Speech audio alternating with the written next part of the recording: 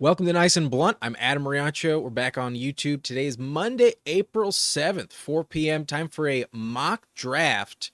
Time to have some fun.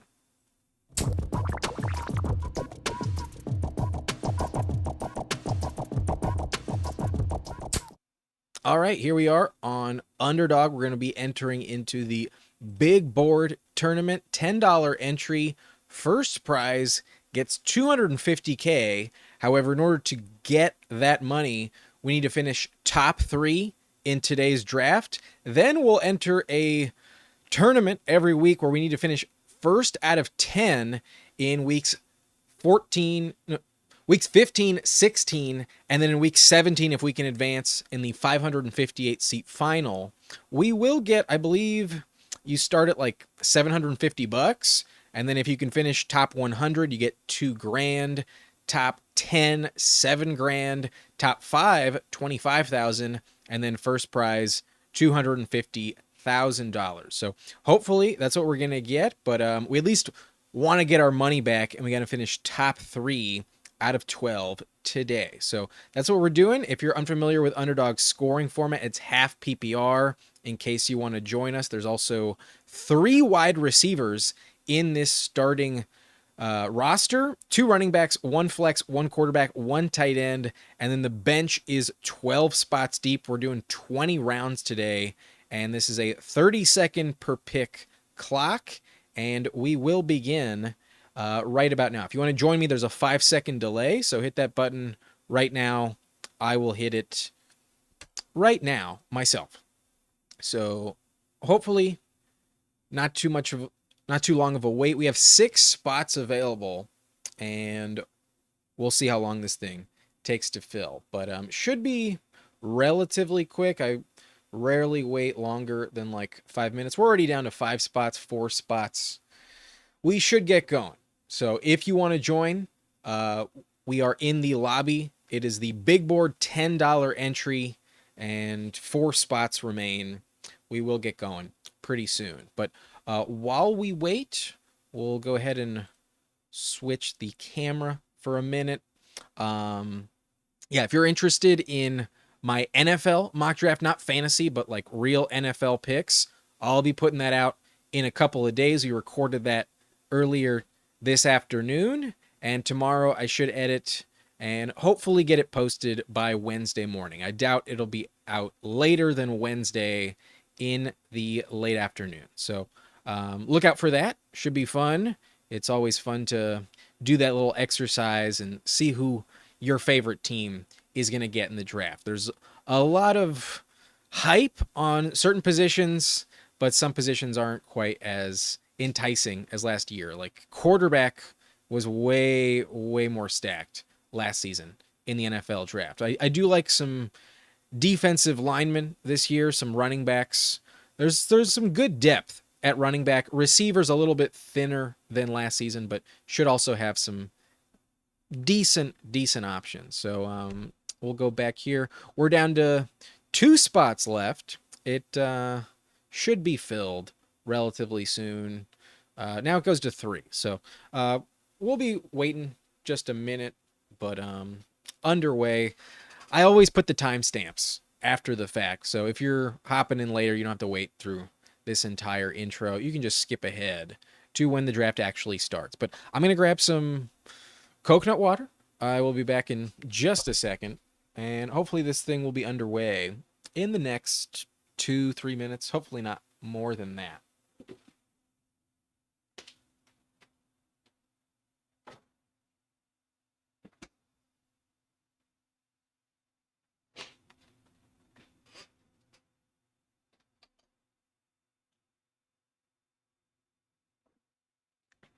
If you're watching, let me know where you're from, who your favorite team is.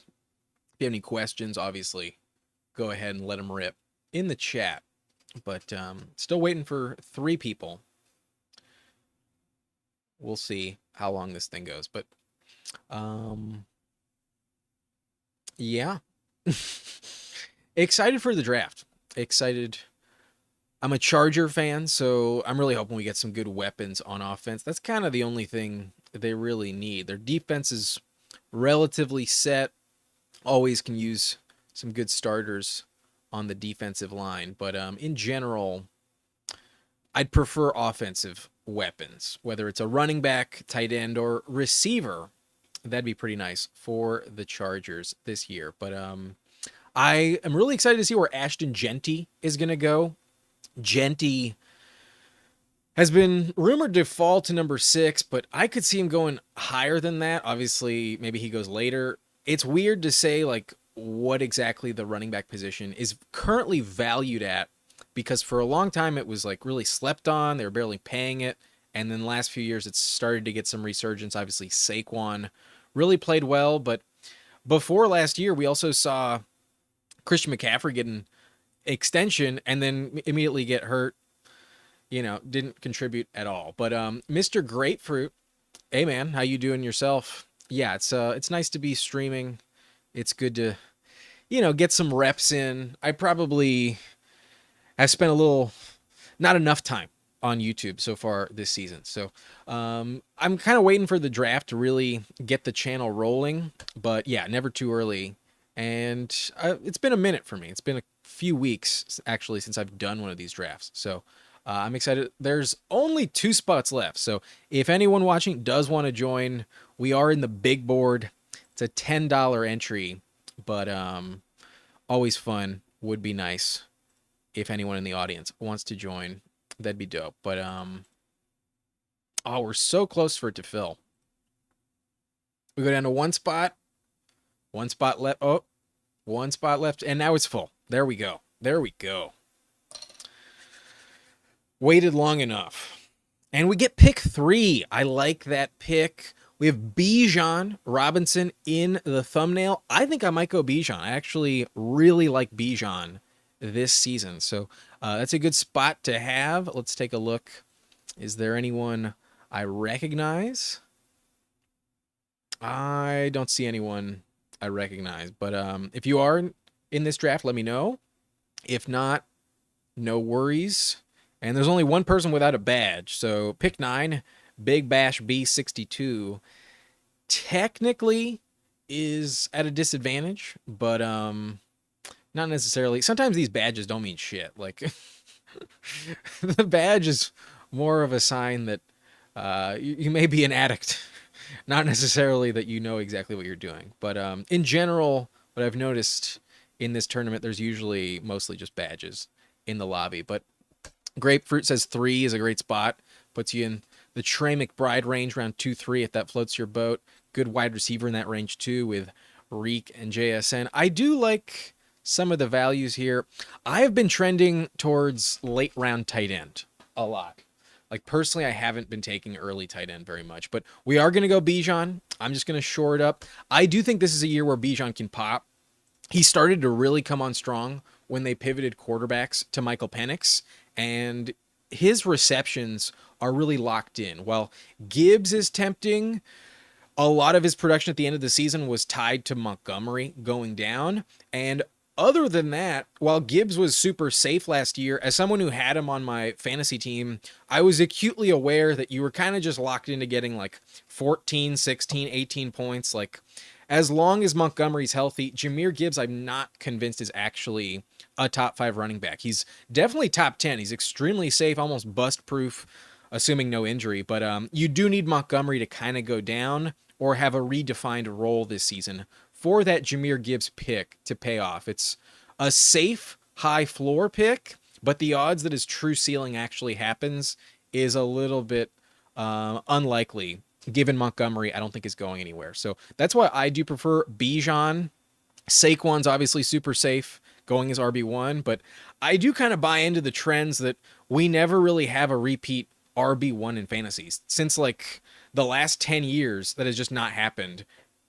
And it seems more likely than not that it is not going to happen once again. So I actually do think Bijan is probably my favorite running back. I'd probably still rank Saquon number 1 just to like keep the exposure to him decent. Like, I don't want to find myself in late August when I've done all these drafts and have like only 4% Saquon. So I'll take him if I can get him at pick 2 or if he falls to pick 3. But in general, I am kind of targeting Bijan a little bit more in my like real draft. So we'll see what happens. But Grapefruit says Sacrilegious 9 is a famous guy, by the way. He streams with that Pat Carane guy sometimes. I don't know who that is. So cool. Uh, that's great.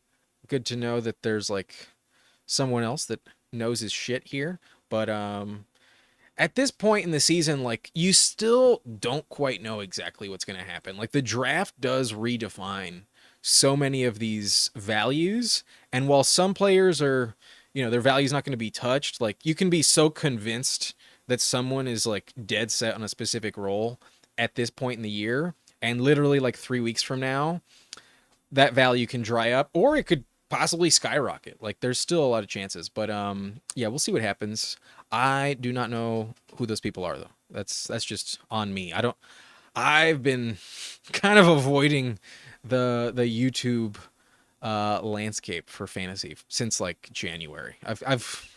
I haven't tapped out, I've been doing my own like stuff behind the scenes, but in terms of like watching content and like staying up on other opinions in this space, I've been checked out.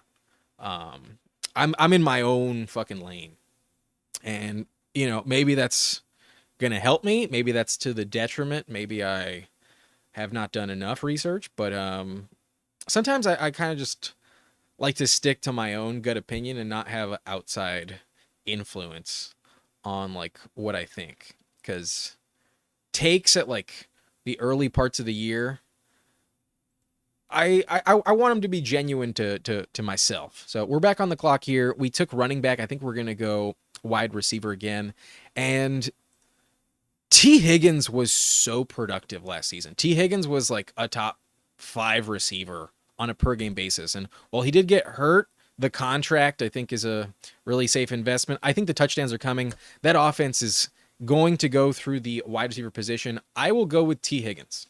It also opens us up for a potential Joe Burrow selection in round 4 or 5.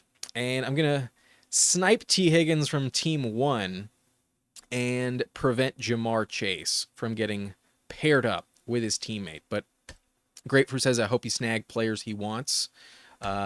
You wanted me to go McBride there. And I'm just not a round 2 tight end type of drafter. Like if Bowers falls to me there, fuck it, I'll take him. But I am more so in the camp of like, let's try and avoid some of like the most expensive tight ends and try and find some of the gems later on. But in general, that's kind of a better strategy in season long because you can actually work the wire, and the waiver wire, having some like proof to go from is mainly like the safer strategy in that regard. So maybe I'm wrong about it. Maybe Trey McBride is the pick, but I don't want to get behind the 8 ball at receiver. When you have to start 3, I don't want to ignore that position a little too much. So I would have loved to draft Terry McLaurin here. I would really like that pick. However, he does go off the board at 24, and I'm going to take DJ Moore. I am actually really high on DJ Moore this season, and it's all because of Ben Johnson as the new offensive coordinator. I do think Caleb Williams is going to come into his own, and I think there's going to be a lot of touchdown upside in that offense. Another reason I really like DJ Moore is because Keenan Allen right now is a free agent. I'm not convinced he returns to Chicago, and I also didn't see enough from Rome Odunze for me to really feel threatened that he's going to overtake DJ Moore at all. So I think DJ Moore is going to be the alpha in this offense. If they don't draft a really high caliber running back, then he's their best weapon by far. And I think there could be an Amon-Ra St. Brown type of role for DJ Moore. Another thing I love about DJ Moore, he stays healthy. DJ Moore has not missed a game in like 4 seasons. Like, let's pull up DJ Moore's game log. The last 4 years, 17 games played in every single season. So DJ Moore, whether he's hurt or not, always plays. He's always going to be on the field, and developed a really good rapport as the number 1 target for Caleb Williams. It's 2 straight years in Chicago with over 130 targets, over 96 catches, back-to-back seasons. So if we get another 1,300-yard year from DJ Moore this season, that pick's going to work out. And I could easily see these touchdowns be a career high. He's never had more than 9, but I do see Ben Johnson getting this offense right. And that's why in round 3, I'm actually a really big fan of drafting DJ Moore. I would 100% endorse it. Tyreek Hill, a little bit older. I'm a bit worried about him staying healthy, along with Tua staying healthy. And Jonnu Smith did kind of eat into that target share, along with Devon Achane. So Tyreek Hill, I don't love as much as DJ Moore personally. I think Garrett Wilson kind of let us down. Marvin Harrison was a big letdown. JSN is solid, but I think Mike Evans is honestly a bit just as safe as some of these other guys. I like T. Higgins. I like Terry McLaurin. I love DJ Moore. In round 3, if you can get any of them, I think that is a good pick. So that's why I take him. I am very high. I do think DJ Moore is a top 10 receiver this season. But Grapefruit saying, I think the disparity between McBride and Bowers isn't that far. McBride got paid like a wide receiver 1 as well. Yeah, I would agree in terms of like what you can expect from both players. Like McBride only had 3 touchdowns last season. And if that regresses back to the mean, if there's positive regression here, we could see a season where McBride has like 9-10 touchdowns, and McBride is the tight end 1. He was really effective, extremely high floor. I do kind of view McBride as bust proof, but I also view the tight end position as kind of a replaceable spot all throughout. And I honestly don't see much of a difference between taking like George Kittle over Trey McBride, and Kittle's going now 2 rounds later. I'm pretty sure Kittle goes here in round 4 himself. So I do think that's a decent pick as well. It looks like Kittle goes round 5 actually. So that's where I kind of ignore tight end in round 2. Like Bowers and McBride, very safe picks, but generally that's not my favorite spot to hit on my team. Like if there's ever a position I'm kind of going to ignore as long as I can, it's usually tight end. I try to get the cheaper values at tight end. Like if you ignored tight end completely last year and just drafted Jonnu Smith and like David Njoku, you fucking printed money. If you had 20+% Jonnu Smith, you were rolling with probably one of the highest value picks last year at any position, not just tight end, definitely at tight end, but across the board. Jonnu Smith like won leagues because of how prolific he was down the stretch. And you were able to get him in like round 15, 16, 17. Like he was super undervalued, and it did come as a shock. So while you can take the guarantee with a guy like Bowers or McBride, maybe they get hurt and they don't pay off. And maybe the guy you take at the end of the draft as like a complimentary flyer is actually the best player available and the one that hits and sends you to the championship. So it's just personal preference. Like I can't guarantee any single thing works, but in general, I'm not dying to take early tight end. So that's just me. But after I go DJ Moore, we see a continued run on the wide receiver position in general. That's mainly what's come off the board. But at the tail end of round 3, early round 4, there was a kind of mini run on running back. We see 5 of them go off in 8 picks. And we do have Bijan, so we're not behind the 8 ball, but we might want to get back on board with running back soon. Sooner rather than later. But here we are. We could go for a double stack with Rome Odunze. Not dying to do that. But I did mention I like George Kittle.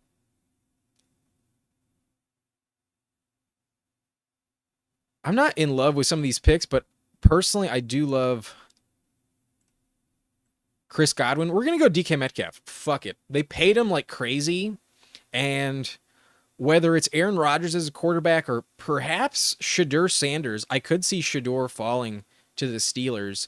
I do think DK is going to get the majority of targets. So not my favorite pick. Maybe I should have just gone Odunze and gotten the Caleb Williams double stack primed up. But I think he might fall back around. I also kind of want to take Burrow.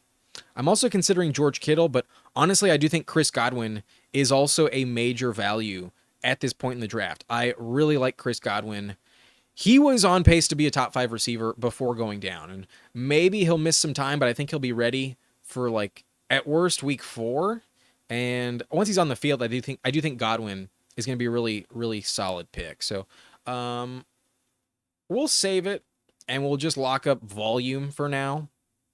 I do think Metcalf is going to see at least like 130, 140 targets. So we'll see what happens. Tet McMillan has been falling, and I think he might go to the Panthers at pick 8 or 9, whatever they're picking. I think they're picking 8. That wouldn't be terrible, but I'm not dying to draft the most expensive rookie wide receiver. I'm going to go Chris Godwin. I really trust Godwin here.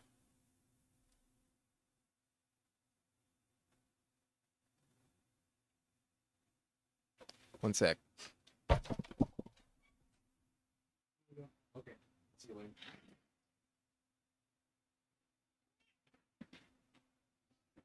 All right. So first 5 rounds, we went Bijan and then just hammered receiver.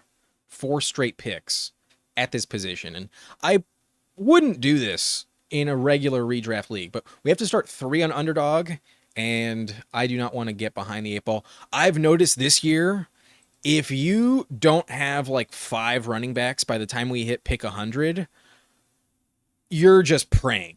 Like, there's such little value beyond that point. If you hit the double-digit rounds on underdog, receiver is such a crapshoot, and just locking up safe picks at this spot, I think, is just such a more reliable position. There's always good value. We also took Bijan in round 1, so we missed out on like some of the truly elite wide receivers, and that's kind of why I feel a little bit compelled to hit this receiver position a little extra these last 4 rounds. So let's just lock up the volume. A couple bets on some players that got hurt last year. Like T. Higgins did miss a lot of time, so did Chris Godwin, but when they were healthy, holy shit, you had one of the best receiving cores if you were rolling with T. Higgins and Chris Godwin in the first like 10 weeks. So let's just stick with that. I do think Godwin is like a fucking steal. I also love Devontae Adams. I think Adams is a really good pick, but in this tournament, it's been open for over a month. There's people who were drafting Devontae Adams in this tournament, like pick 55. So that's a big discount. 2 rounds that you might have gotten him earlier in this tournament. And that means if you take him where he went off the board, pick 34, you're kind of behind the 8 ball, because there's a team at pick 10 that got Devontae Adams at 58. And at 34, they were able to take, you know, someone really, really prolific. Maybe they got Devontae Smith. Maybe they got Mike Evans or someone. Like, teams with Devontae Adams a month ago, or even more than that, are definitely in better shape than teams with Devontae Adams being drafted right now. So that's something to keep in mind on certain players who have really risen. Like even Omarion Hampton, also a guy who was going in the 5th round just a month ago. Maybe not the best pick today in this tournament, but after the draft in a completely new tournament, I might be taking Omarion Hampton in the 2nd round.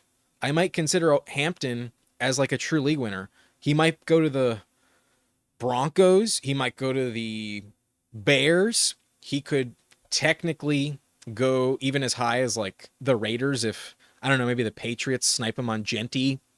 Hampton could find himself in a really good spot. I do like Hampton a lot.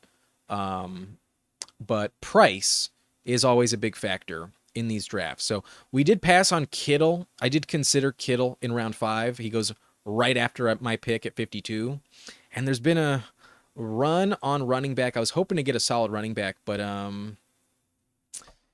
Najee is one of those guys who, even if I think he is worth this price, I'm not going to take, because there's people in this draft that took him literally like pick 120. So instead, I'm going to go wide receiver again, and I'm going to take Calvin Ridley, because Cam Ward is going to make that offense a lot better, and there is no competition at all for Calvin Ridley's targets. Like last year, he was dealing with Hopkins for a little while, but still played really well, even with him on the field. Once he went off, there was heavy target games for Ridley, and that was playing with Will Levis and Mason Rudolph. So you give him Cam Ward, the clear alpha in that offense.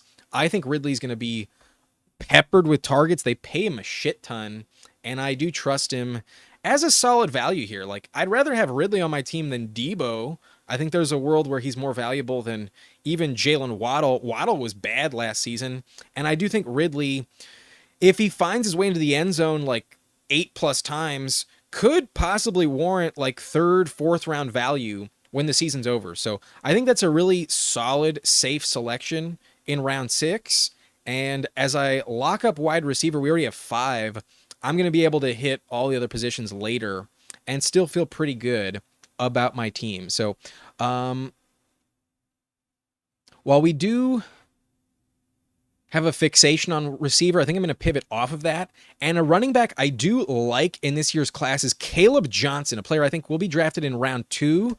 And I could see him fall to either the Broncos or Chargers. If those teams don't grab a running back in the first round, if let's say Hampton is sniped by the Broncos, they'll be picking in the late second round, still in the market for running back. And I could see that as a potential landing spot. I do think Caleb Johnson out of Iowa is pretty talented. I like his upside if he gets drafted by the right team. So let's take a swing. It could really not work out if he goes to a crowded landing spot, but we do need running back again. We have Bijan and Caleb Johnson. And if Caleb Johnson does go to the Chargers, as I'm personally hoping right now, then Najee would not be that valuable. I get the appeal with Najee. I think when he was drafted, I was literally live streaming last time I was on YouTube, and y'all were asking me, like, what is your opinion on Najee to the Chargers?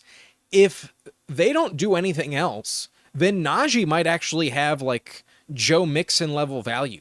Najee could be a top 12 running back because the touchdowns are going to be available for him. We did see a lot of high upside with J.K. Dobbins, but personally, I think Najee Harris was brought in to replace Gus Edwards. Gus Edwards was cut from the team, and Najee's just like a healthier, slight upgrade. He's a safety net type of player, but he's not someone I view as like a flashy, high upside swing. I do think they're going to add pieces to that backfield. Maybe they just bring back J.K. Dobbins, but if they draft someone in round 2, I think it could be Caleb Johnson, and that's where Najee loses a lot of value. So I'm not someone that's trying to bet on the Najee smokescreen right about now. As he moved up the board like 40 spots, I'm trying to pass on him and hope that maybe in that backfield there's a rookie that's going to come in that really changes things for him. So Caleb Johnson is my pick. We'll see if I'm right. Maybe he goes somewhere that is completely irrelevant.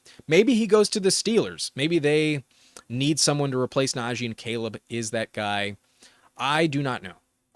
At this point in time, it's all just speculation what will happen during the draft. But a rookie running back I do think has some potential is Caleb Johnson. I also like Quinshon Judkins, Travion Henderson. They're pretty good too. I think all the rookies in this round 6, round 7 range do have solid appeal, should have some value this season. So not a bad pick if you ask me. Luther Burden goes right after, then TJ Hawkinson, Ricky Pearsall, Jaylen Warren, Khalil Shakir, Cooper Kupp, Matthew Golden, not a bad pick either. Travis Hunter, Emeka Egbuka.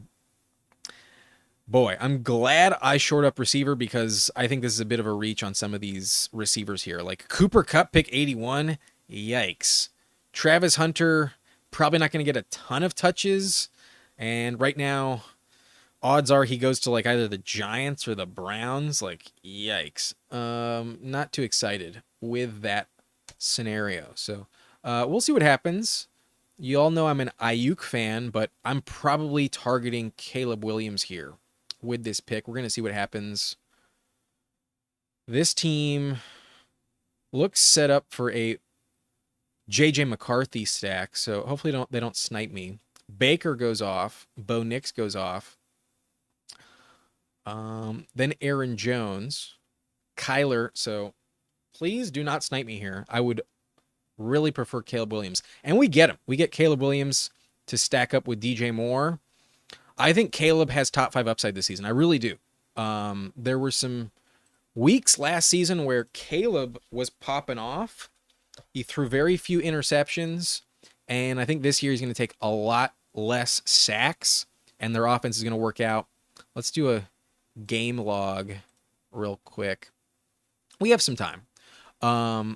There were some weeks where Caleb was fucking on fire. 340 yards, 2 touchdowns in week 11 against the Vikings. That game did go into overtime, but another game with 3 touchdowns, 256, multiple games over 300 yards earlier in the season. And then he also had 489 rushing yards, 0 rushing touchdowns. There's a world where Caleb literally doubles his total touchdowns, like from 20 to 40. Maybe he throws like 34 passing touchdowns, 6 rushing touchdowns. I think Caleb could really explode under Ben Johnson's tutelage. The new offensive coordinator, I think, is a massive, massive deal in Chicago. So I will be drafting a lot of Caleb Williams, especially at this price. I really like it. I think it's relatively bust-proof with very high upside. He's not going that much different than where he went last year. And last year was a bit of a letdown, but the rushing yards are undeniable. I think you have to go Caleb over a guy like Jared Goff, because Goff might get you like 50 rushing yards in the season. Caleb might get you another 500. So really like him, and stacked up with DJ Moore, I do think that is the stack to target in the Chicago offense. We can also go Cole Kmet a little bit later. That would be pretty nice. But we're on the clock here. Pick 99. Ayuk has fallen. It's personally very difficult for me to pass on Ayuk. I like Christian Kirk at this value. I think Shaheed is interesting, but we need to project them being healthy. And if I'm going to project someone being healthy, I think Ayuk does have the highest ceiling available. And he's also fallen by almost 20 picks here. So I've been an Ayuk fanboy pretty much since he got drafted, and I overdrafted him like crazy last season, but that was in the second round. Here we are in the 9th round, and if he stays healthy, I think he's just as valuable as Juwan Jennings and Ricky Pearsall. Like, that's a team where week after week, there's going to be a different wide receiver 1, and I do really like Kittle as a value at tight end, but one week you're going to get 120 yards from Juwan Jennings. The next week it'll pivot to Ayuk. The week after that it'll pivot to Ricky Pearsall. It's going to keep mixing and matching, but Ayuk has the longest standing chemistry with Brock Purdy, and if he is healthy, I think he's a fucking steal at pick 99. So my wide receiver 6, I'm not relying on him, but if he does hit, it's a really nice luxury. Could put us over the top, given the big discount we got in ADP.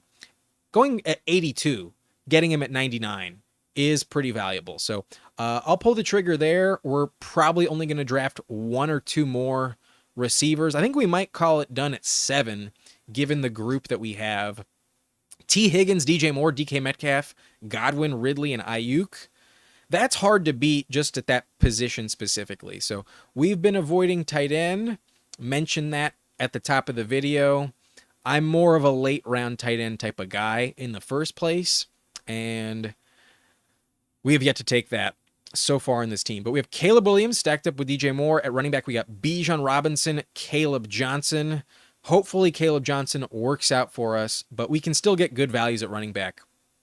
I've found that to be pretty true in my previous drafts. So we might hit running back like crazy coming up, but obviously we do need to address tight end. If Jonnu Smith wasn't sniped at 98, I might have taken Jonnu.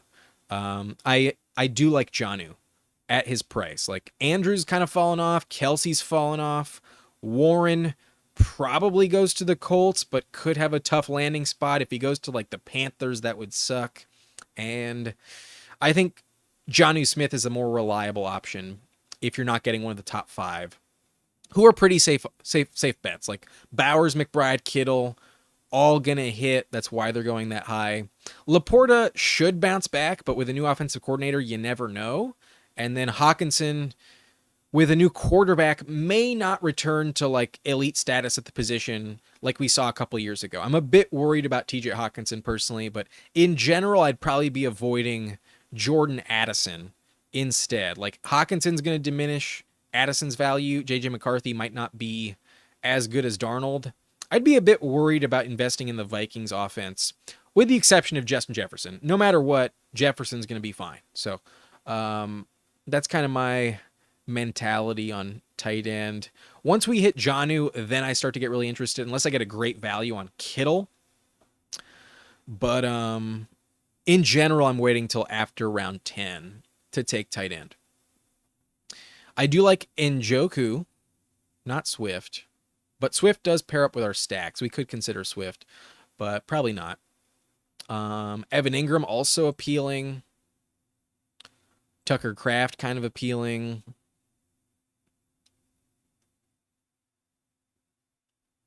But we've got a Bengals receiver, Steelers receiver, Bucks receiver, Titans receiver. We might go Cam Ward in this draft. We might consider Cam Ward. We could also take Justin Fields. Fields has that massive ceiling, but I've been ignoring running back for quite some time. I'm probably going to go running back just because I'm getting behind the 8 ball at that position. So we're not the only ones. Yeah, the teams around us are thin at running back, so that's probably the desired pick. Sacrilegious only has 1. We should probably snipe him on our preferred pick. I personally have Bigsby ranked above Swift, but I think because I have Caleb Williams, I am going to go with DeAndre Swift. I could see Sacrilegious grabbing double running back at this turn, and because we have Caleb, I will stack him up with Swift. I'm not in love with that pick, but I kind of got boxed out, so let's just grab the correlation. And who knows, maybe they pass on running back and Swift remains their RB1 this season. Maybe it happens, but ooh, there's a shot at Njoku. I would love to draft Njoku here.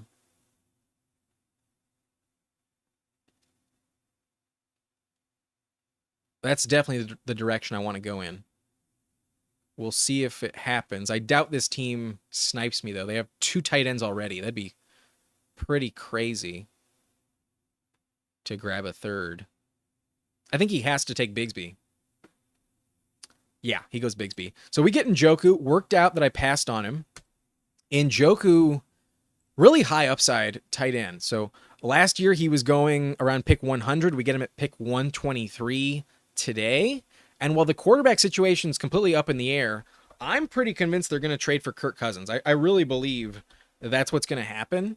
And if that doesn't happen, then it's because they draft Shadur Sanders or at worst, Jackson Dart. I think they're probably drafting one of them, and the quarterback situation will figure it out. But last year, we saw massive volume for Njoku. Here's his game log in 2025, and there are 3 games here, I guess 4 technically, with over 10 targets, but a week with 14 targets, a week with 17 targets, and another game with 13 targets, another game with 9.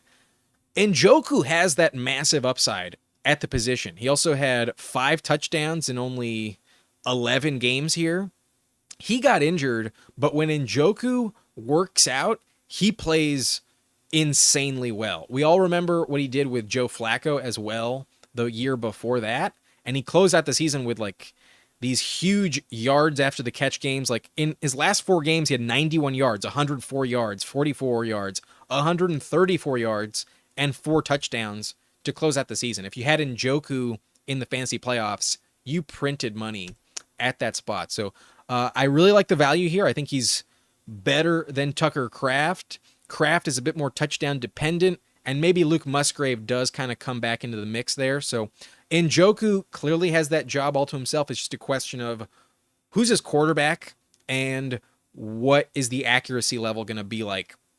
I trust him, though. I think if Kirk Cousins is his quarterback, you're going to see some good production from David Njoku. So love that pick at 123.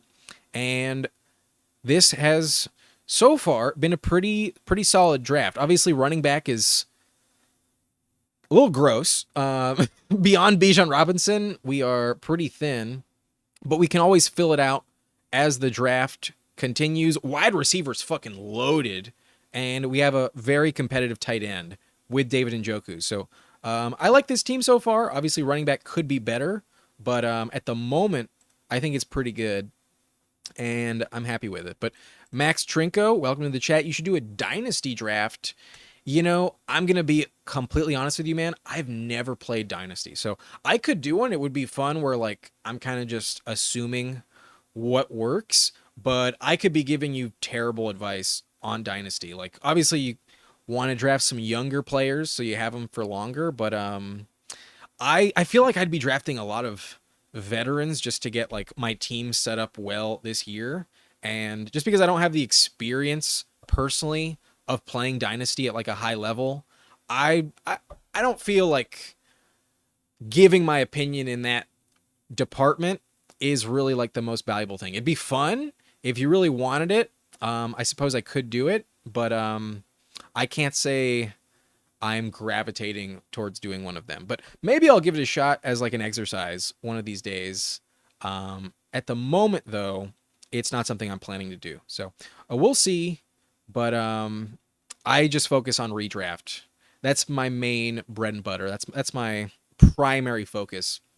And that's kind of why I haven't done much content so far this off season. Like, this is the time to be doing those dynasty drafts, but personally, that's just not really my thing. So if other people request it, then maybe we will do it. But so far, you're the only one who's ever asked my opinion in Dynasty and wanted me to do one. But yeah, sorry if you're let down by that answer.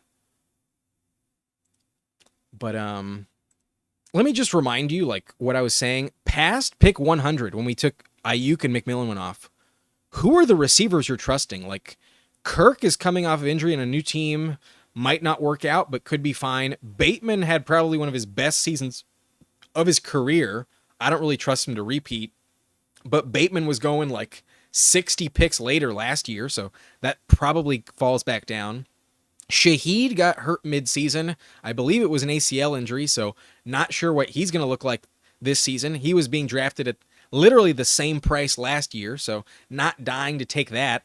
And then we're looking at Keon Coleman. That Bills wide receiver core is always up and down, really touchdown dependent, and no one really profiles as like a valuable top 20 play any given week, so not dying to take Keon Coleman.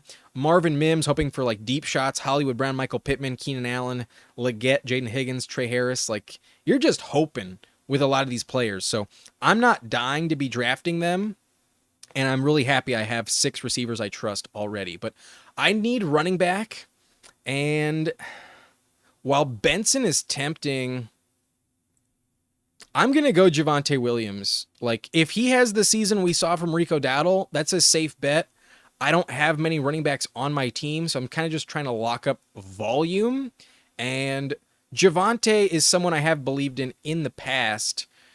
If the Cowboys don't draft a running back, then he's set for maybe like 17 touches a game. At this stage, I'm fine taking him. At this price point. Pick 142.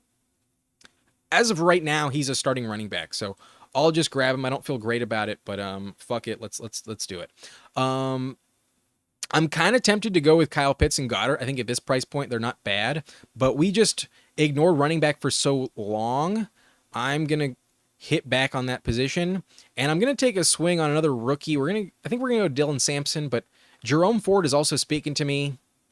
I could go Jerome Ford. Yeah, we'll take the player we feel comfortable with, Jerome Ford. Not highly coveted options.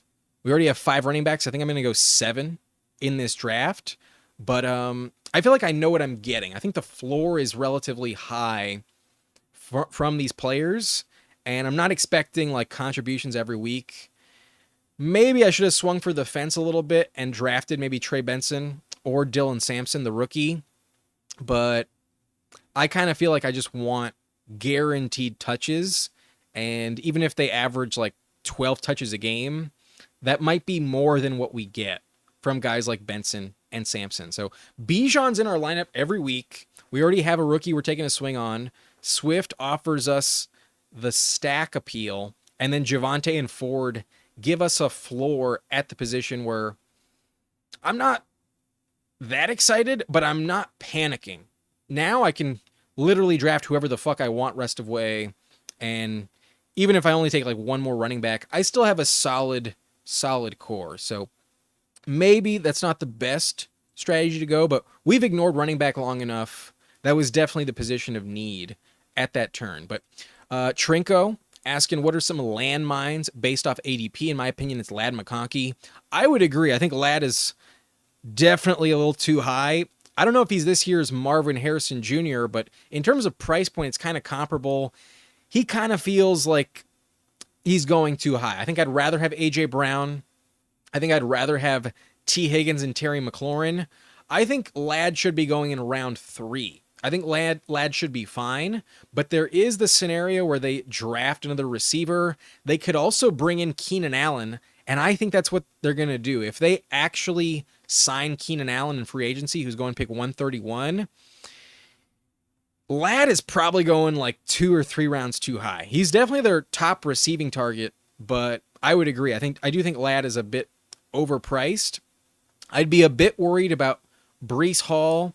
I do think Marvin Harrison is a landmine. I also think Xavier Worthy is a landmine. I'm a bit worried about Christian McCaffrey as well. Early in the draft, I think those are some of the players I'm kind of most concerned about. Any Chiefs receiver kind of scares the fuck out of me, personally. But there's probably some risk with Chuba Hubbard as well. That's kind of hard to believe it'll repeat. And then at some point, some of those veterans are really going to fall off. Like, is this the year where James Conner only plays like 5 games? Wouldn't shock me at this age if he didn't work out. I could also see Aaron Jones not working out. I could see Ramondre being a massive letdown, especially if they draft like Genty at number 4, or perhaps they go like Travion Henderson in the second round. I could see Ramondre being total ass this year. I also think Charbonnet is going a little too high as a backup, pick 97. Like, if Walker doesn't get hurt, Charbonnet is not a great pick there. Not at all. But yeah. I could see those round 2 tight ends also being big landmines. And if they do ban the tush push, there's a chance that Jalen Hurts falls off kind of dramatically at quarterback, because he doesn't throw a shit ton of touchdowns with Barkley there. It's probably not going to be more than 25 like last season. And if all of a sudden his rushing touchdowns drop from 12 or 14 down to like 5, that's a lot of points. That's a lot of points that you're missing out on if Jalen Hurts can't get pushed in from the 1 or 2 yard line. So I'd be a bit worried about Jalen Hurts right now, but if they don't ban it, then Jalen Hurts a great pick where he's going. So those are a few names. But until we do pass the draft, having like strong takes in that department could definitely backfire. Like, if the Chargers don't bring in Keenan Allen, don't draft anyone at receiver, then yeah, McConkey's probably not that bad. But top of the second round, there's not much room for error in the first place. So that's a good candidate. Definitely a risky pick if it doesn't work out. I don't understand at all why Rachaad White goes this late. I don't get it at all. I know Bucky Irving is really good, but Rachaad White still had 174 fantasy points, and he's the pass catcher. 51 receptions last year from Rachaad White. He's a huge steal, in my opinion. I'm probably going to go Cole Kmet on the way back if available. We need someone to stack up with Caleb Williams, but I'm now behind the 8 ball at quarterback, and I might regret it. I might really regret this, but we only have Caleb Williams. I'm not going to bet on Richardson. I do like RJ Harvey a lot. And then this time last year, we all loved Blake Corum's upside, who could be that type of player this season. But I have the Caleb Williams stack available. I'm going to go Cole Kmet as my tight end 2. And I don't think they're going to draft a tight end. It's possible they do, but I think they're going to stick with him. And he could be a Sam Laporta type of player. Like, wouldn't shock me at all if Cole Kmet had 10 touchdowns next season. Komet is pretty good, and he's had many games with multiple touchdowns as well.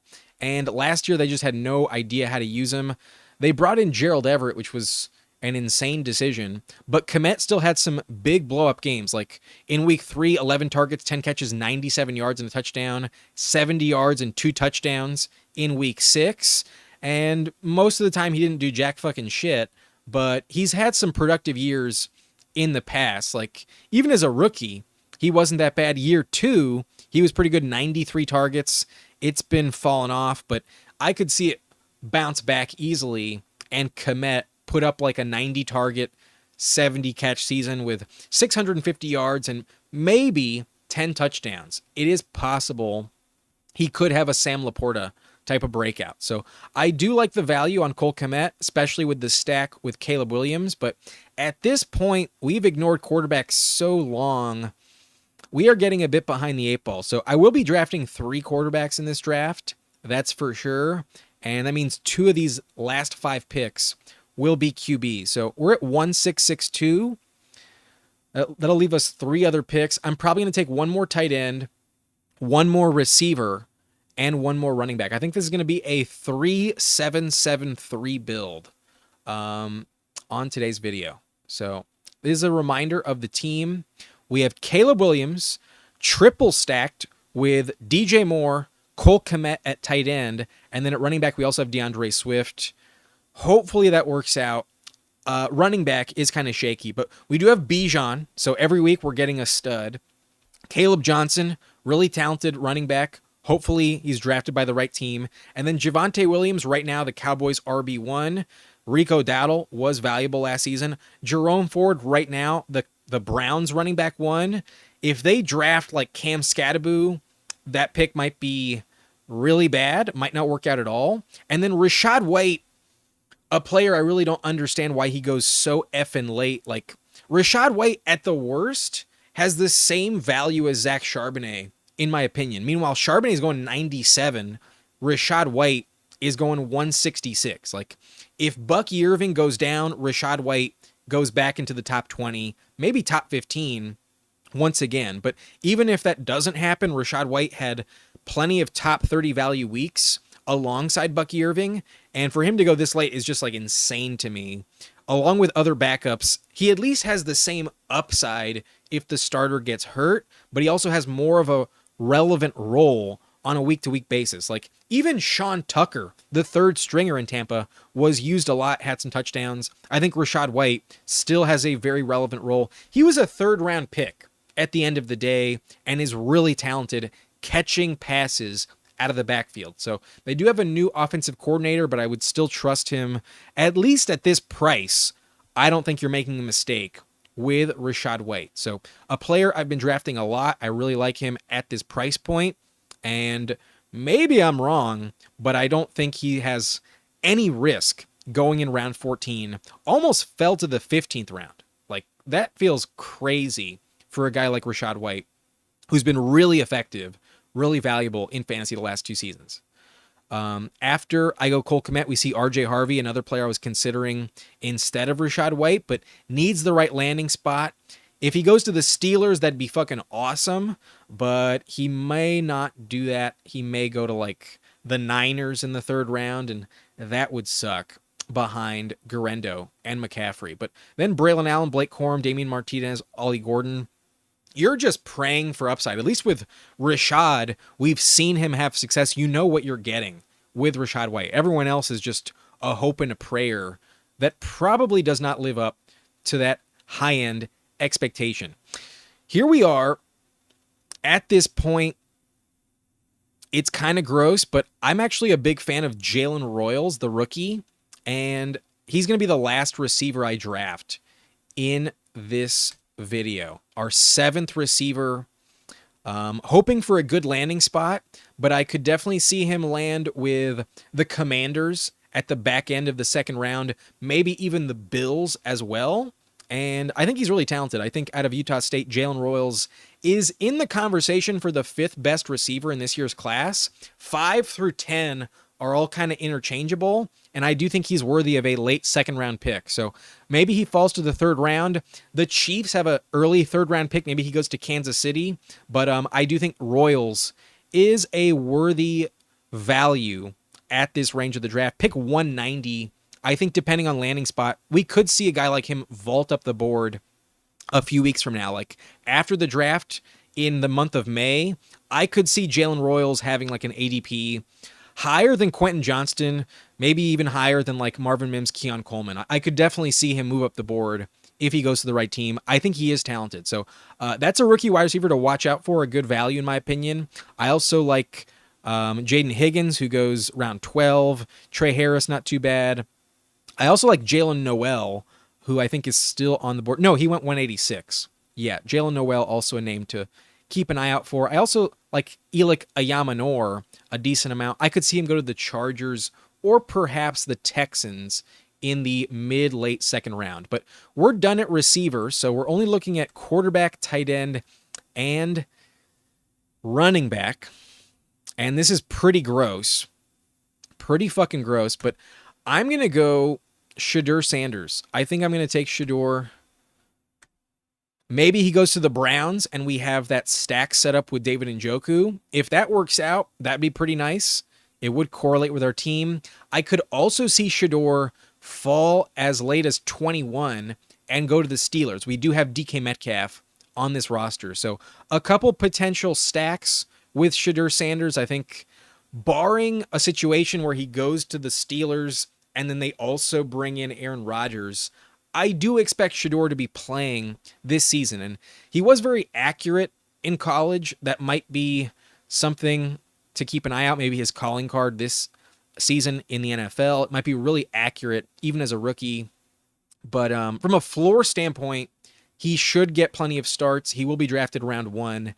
And I think he's worth it in round 17. We need 2 quarterbacks still on this team. So it could blow up in my face.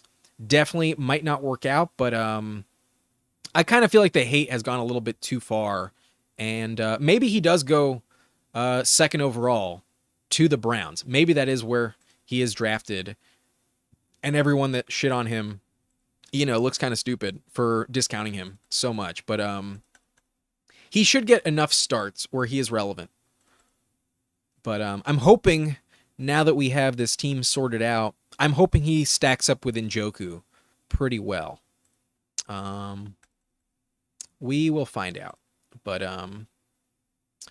so we go Jalen Royals, Shedeur Sanders. Then we see Demario Douglas, Elijah Mitchell, Austin Eckler. I actually think Eckler has decent value at this point, but he didn't score many touchdowns last season, so it's probably not the best pick ever. But from a floor standpoint, he could have the same type of value as a guy like Jerome Ford. Like Eckler was actually pretty relevant in the flex conversation last season. He just didn't score many touchdowns. He was heavily targeted, and especially when Brian Robinson went hurt, he had opportunity, but he got hurt as well. Eckler is a bit older, so maybe not the best pick. Given my team, it wasn't where I was going, but I do like his value this late. Almost pick 200. It could work out. Probably a better selection than Raheem Mostert and Elijah Mitchell. But you never know. Sometimes backups do pop off, and it does work out. But then Mostert, Mike Williams, Harold Fannin. Fannin I could see going to like the Chargers perhaps if they get sniped on Loveland in the first round. That would be an interesting spot. He could also go to Denver perhaps to pair up with Evan Ingram. If that happens, you're kind of fucked. But maybe he goes to like Seattle and he has an immediate role. But Fannin's really interesting. He had over 1,500 yards as a rookie last year in college. Not a rookie in college, but you know what I mean, in college. I've been talking a lot, so. You catch my drift. Anyways, a reminder of the team. We are done at receiver. We are fucking loaded at receiver.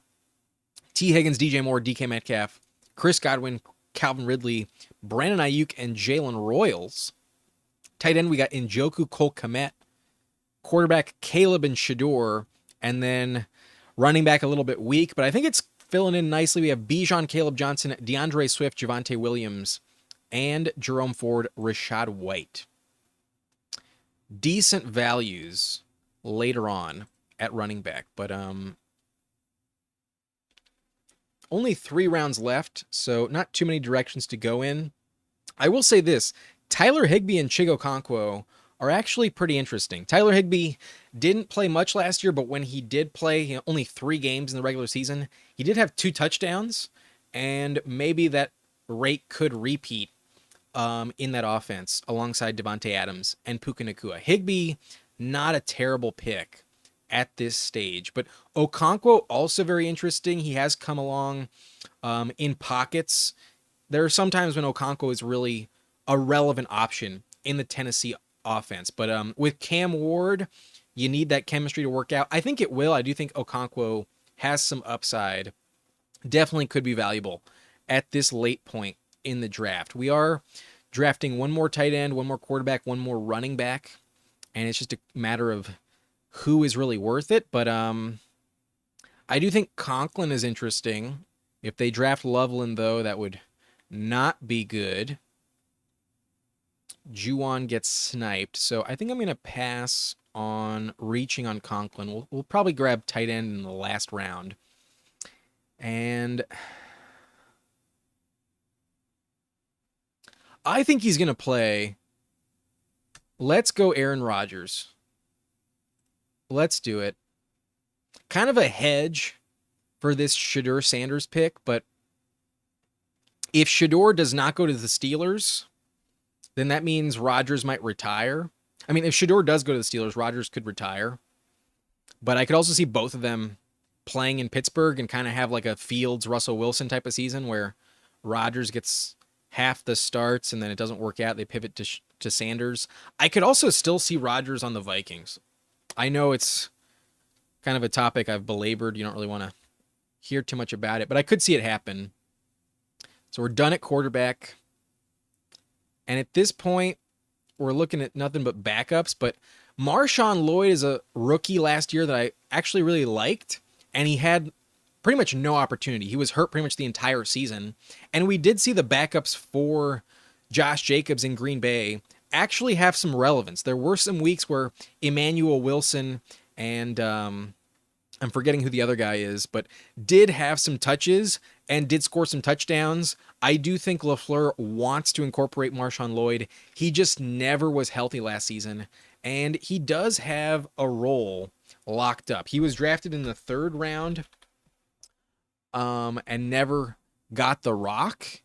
Yeah, he was picked 88th overall, and it's year 2 for him, but he literally only played in 1 game, and that was week 2.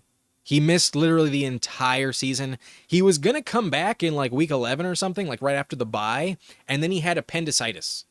He had to have surgery to remove his appendix. He never played, but there is a role for him. The Packers do incorporate multiple running backs, and at this stage of the game, we're just looking at backups anyways. The unknown factor with him is why I'm willing to take him. Like, you could draft a rookie and have no idea where he's going to land. It might completely blow up in your face, but at this stage in the draft, most of the like valuable rookies are already off the board. Like, I think once you pass Damian Martinez, Ollie Gordon, RJ Harvey, every rookie after that point is probably not being drafted until like round 4 or 5, maybe even later. And odds are they don't see many touches in their rookie season. So I'm more interested in getting someone who I know where he plays. The Packers do have a lot of upside. And if Jacobs does go down, he would have a huge role. I think he'd be very effective.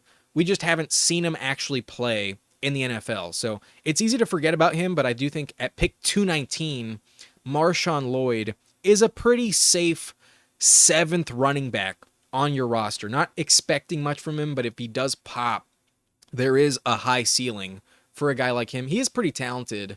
Let me remind you of his profile. We'll go to player profiler. I think he ran like maybe an underwhelming 40, but he's a big guy. Show me Marshawn Lloyd on player profiler. It's loading. Taking its time to load. Damn. All right, we'll come back to that. But it's the last round, so If you want to dip, if you're not that keen on who my last pick will be, that's fine. But he's 5'9", 220 pounds. To weigh that much at that height, that's pretty solid. 32-inch arms, that's a 93rd percentile. So at that position, it is pretty solid. He was the 8th best athlete in last year's class, according to these metrics, and runs a 4.46, burst score, 93rd percentile. He's a good athlete. I do think Marshawn Lloyd is a good pick at that price. Where are the college stats? Yeah, he strained his hamstring in the preseason, then had an ankle sprain week 2, and then appendicitis kept him out for the remainder. But he did have a pretty solid year at USC before getting drafted. 820 rushing yards, 9 touchdowns. Also had 13 catches for 232 yards. He can do it pretty much everywhere. He's a good player. I do like him. As a backup, though, you really never know what his role will be exactly behind Josh Jacobs. Could get screwed, might not work out, but you can say that about anyone at this point. Like, Nick Chubb might be completely worthless. Kendre Miller has never done fucking anything in his NFL career, always hurt. Will Shipley doesn't have to worry about Kenny Gainwell anymore, but behind Saquon, like, how many touches are you actually going to get? Kareem Hunt in a big split backfield, good luck on that. Jaleel McLaughlin, I do kind of like, but they probably draft a running back, potentially even in the first round. And if that happens, kiss his value goodbye. So him and Estime might be fucking steals at this point, but there's also a world where they get maybe less than 5 touches per game, and it's completely wasted at this point. So you're just taking a swing for the fence.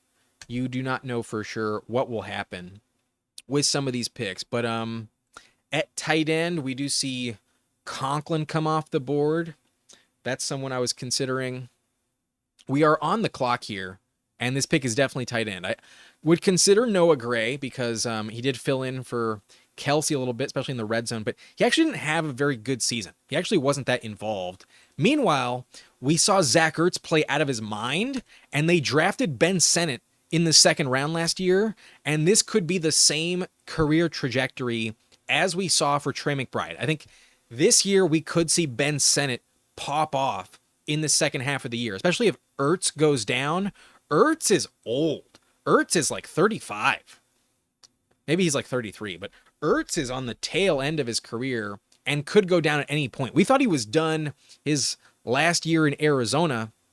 He's 34 years old, and he was really, really good last year with Washington, but it could easily dry up. He had 7 touchdowns, and if you told me by like week 6 he was on the couch on IR, wouldn't be shocked at all. Ben Sinnott is the player that would replace him. So love me some Ben Sinnott. I think he's a really good pick. And at this stage in the draft, you're just hoping for upside. There's also a world where he does jack fucking nothing as well. So that's my team. Those are my picks. We have Caleb Williams, Shadur Sanders, and Aaron Rodgers at quarterback. A little shaky with the backups, but I do think Caleb could be a league winner. Then we have Bijan Robinson, Caleb Johnson, DeAndre Swift, Javonte Williams, Jerome Ford, Rachaad White, and Marshawn Lloyd at running back. So even though we kind of waited to fill it in, we have 7 of them. That's going to keep us rolling all throughout the season. And it's good to mix and match with your RB2 and flex all throughout the year. I do think this can work out. Having 7 with these guys should be fine. I love the value on Rachaad White. Receiver, we loaded up early on. We have T. Higgins, DJ Moore, DK Metcalf, Chris Godwin, Calvin Ridley, Brandon Ayuk, and Jalen Royals. I can't say I'm like in love with this Metcalf pick, but based on the contract, you know he's getting a fuck ton of targets. Should be a very reliable candidate in that regard. The safety net with Metcalf should be fine, but Godwin, I love at that price point. I think Ridley's also really valuable, and we also got a steal on Ayuk. If he works out, we are living. I do think Jalen Royals going to the right team could also be a very valuable piece as well. And then tight end, we got Njoku pick 123. I love his price point there. Kmet stacked up with Caleb Williams, could have a breakout season. And then lastly, Ben Sinnott, hoping that Ertz goes down and they fill in Sinnott at that position. So I like this team. I think it worked out really well. Let me know what you think in the comment section. But before I go, I do want to bring up Caleb Johnson a little bit. I could have done this earlier, but did not, kind of forgot about it. But I do think he's a solid option. He's 6'1", 224, and although he's not the fastest player, only a 4.57 40, he has a bit more burst than that would give him credit for, and he also had a really, really good season last year at Iowa. He had 1,500 yards rushing, another 188 receiving, 22 receptions, 23 total touchdowns as a junior. So I think he will go round 2. It's depending on where he lands, but I could see a big role for him day 1 if he does find himself on the Chargers or perhaps the Broncos, maybe even the Steelers. I do think Caleb Johnson could make a lot of noise in fantasy this year. He is young, though, only age 21. Might take him a while to figure things out. I think he'll be good, though. I think he's a worthwhile pick where I took him. So that's it for me. Hope y'all enjoyed. Hit that subscribe button if you did, and I'll see you next time. It was a good one. Look out in 2 days. I will be posting my full mock draft, all 3 rounds, 100 picks in my NFL mock draft. So see you then. Hope you have a good week. My name's Adam Briancho. Thank you so much for watching. Nice and blunt.